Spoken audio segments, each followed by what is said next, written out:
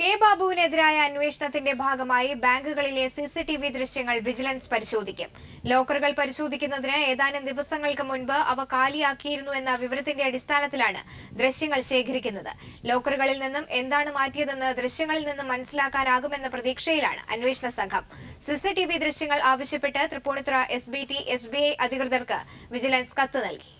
അനധികൃത സ്വത്ത് സമ്പാദനം സംബന്ധിച്ച അന്വേഷണത്തിന്റെ ഭാഗമായി ബാബുവിന്റെ പേരിലുള്ള 2 ബാങ്ക് ലോക്കറുകൾ വിജിലൻസ് പരിശോധിച്ചുവെങ്കിലും ഒന്നും കണ്ടെത്താൻ കഴിഞ്ഞിരുന്നില്ല.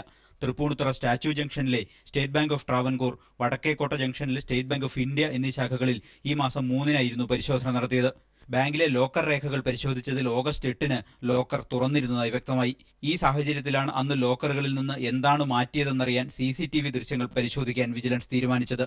ഒപ്പം കഴിഞ്ഞ 6 മാസങ്ങളിലായി നിരവധി തവണ ഈ ലോക്കറുകൾ ഉപയോഗിച്ചതായി വ്യക്തമായിട്ടുണ്ട്.